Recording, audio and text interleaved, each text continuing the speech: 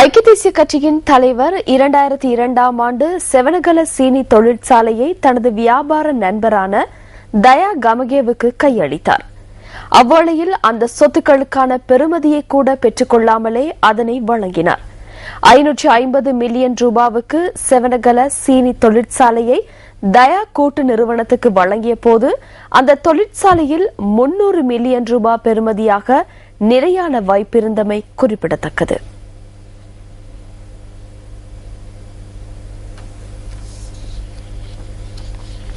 செவனகல சீனி தொழிற்சாலையை விற்கும் போது அதன் நிலையான வாய்ப்பாக 300 மில்லியன் ரூபாய் இருந்ததுடன் 240 மில்லியன் ரூபாய் பெறுமதியான சீனியும் சீனி உற்பத்திக்கான திரவமும் இருந்தது. அத்துடன் ஊழியர்கள் மற்றும் விவசாயிகளிடமிருந்து 30 மில்லியன் ரூபாய் கடன் கிடைக்க வேண்டியிருந்தது. 570 மில்லியன் ரூபாய் பெறுமதியான சொத்துக்களுக்கு மேலதிகமாக கரும்பு பயிரிடப்பட்ட 3955 ஹெக்டேயர் நிலப்பரப்பும் நிறுவனத்தில் பல்வேறு இயந்திரங்கள் உள்ளிட்ட அரசு வளங்கள் காணப்பட்ட போதும் 550 மில்லியன் ரூபாவிற்கு தயா கூட்டு நிறுவனத்திற்கு வழங்கப்பட்டது. இந்த கொடுக்கல் வாங்கலை அறிந்து கொண்ட அரசாங்கம் பின்னர் அந்த நிறுவனத்தை மீண்டும் கையகப்படுத்தியது. தயா கமகேயின் செவனகல சீனி கை தொழிற்சாலையை ரணில் விக்ரமசிங்க இவ்வாறு வழங்கியமைக்கு சிறந்த நட்பை தவிர வேறு என்ன காரணம்?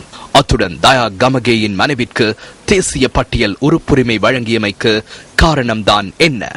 இவை அனைத்தும் இடம்பெற்றது ரணில் விக்ரமசிங்க தயா கமகேயின் நண்பன் என்பதனால் அல்லவா? கட்சிக்காக அர்ப்பணிப்புடன் செயற்பட்ட ரவி கருணாநாயக்கவை தாண்டி தயா கமகே தேசிய அமைப்பாளர் பதவியை பெற்றுக் கொள்வதற்கு என்ன காரணம்? தயா கமகே ரணில் விக்ரமசிங்க ஆகியோரின் சிறந்த நட்பல்லவா காரணம்?